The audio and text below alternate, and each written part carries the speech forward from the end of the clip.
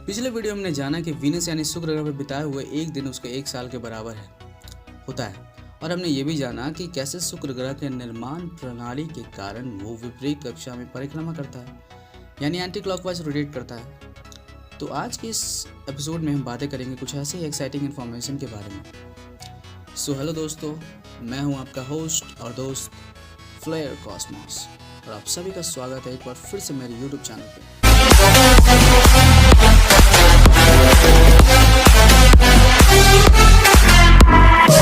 क्या आप जानते हो प्लैनेट वीनस के डेंस एटमॉस्फेयर के पीछे का कारण? आप में से बहुत लोग ये कहोगे, अरे किसे नहीं पता है, वो CO2 यानी अपने कार्बन डाइऑक्साइड को अपने ही एटमॉस्फेयर में ट्रैप कर लेता है, इसी वजह से उसका एटमॉस्फेयर डेंस है। हाँ, आप लोग सही हो, लेकिन क्या आपको उसके डेंस होने का कारण पता है?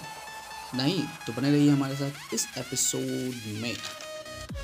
इसका सबसे बड़ा कारण है वो खुद, मतलब अगर ये कोई भी प्लैनेट अपने एक्सिस पे स्लो या फास्ट रोटेट करे तो सारी की सारी समस्याओं का जड़ वहीं से शुरू होती है।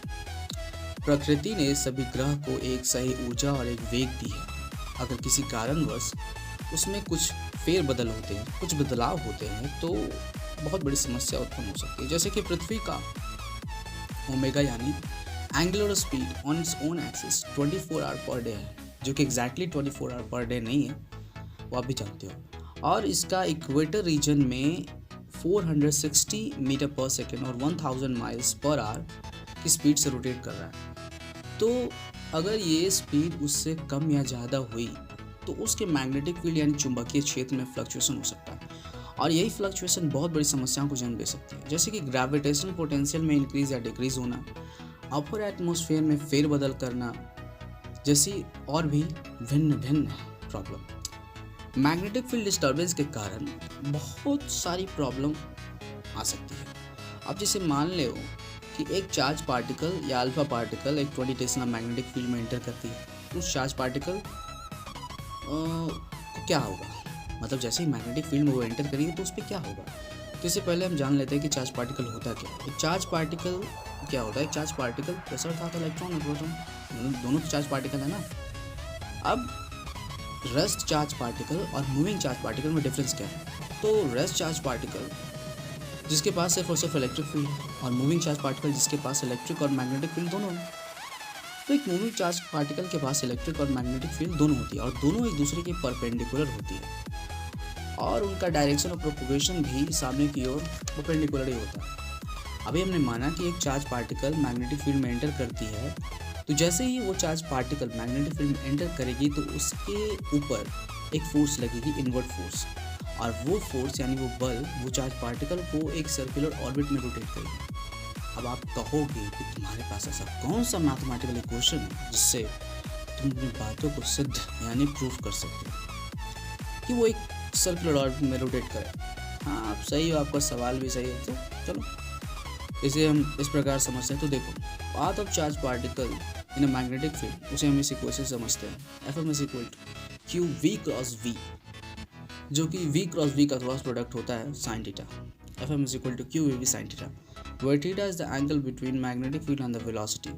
मैंने थोड़ी देर पहले ही बताया कि चार्ज पार्टिकल की पास मैग्नेटिक फील्ड और इलेक्ट्रिकल फील्ड होती है, और दोनों एक दूसरे के परपेंडिकुलर होते हैं।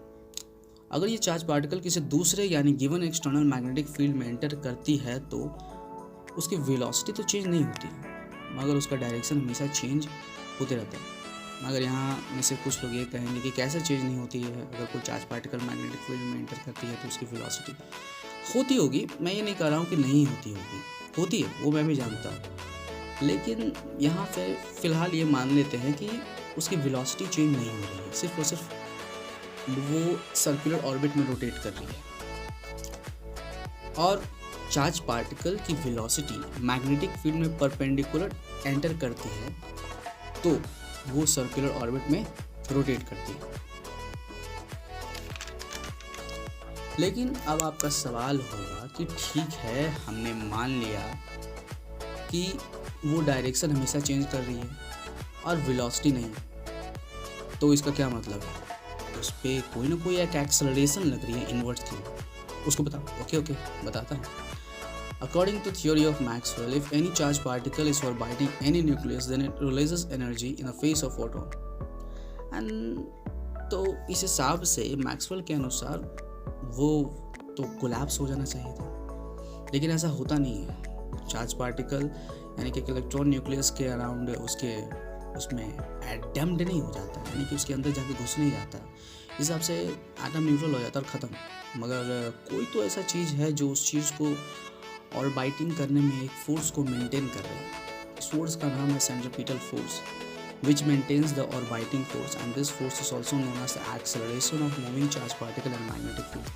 तो चलो इस बात को भी हम जान लेते हैं। जहाँ हमने अब तक जाना कि Fm is equal to q v sin theta, where theta is the angle between magnetic field and the velocity। और हम ये जानते हैं कि जब थीटा का वैल्यू 90 डिग्री होता है तो वो 1 आता है। अगर आपने बेसिक मैथमेटिक्स और वेक्टर थ्योरी क्लास 11th और 12th में पढ़ी होगी तो आप अच्छे से समझ जाओगे। हम बातें करते हैं सेंट्रीफ्यूगल फोर्स के बारे में, जो होता है Fc = mv²/r। ओके वीडियो का लेंथ काफ़ी लंबा हो चुका है, तो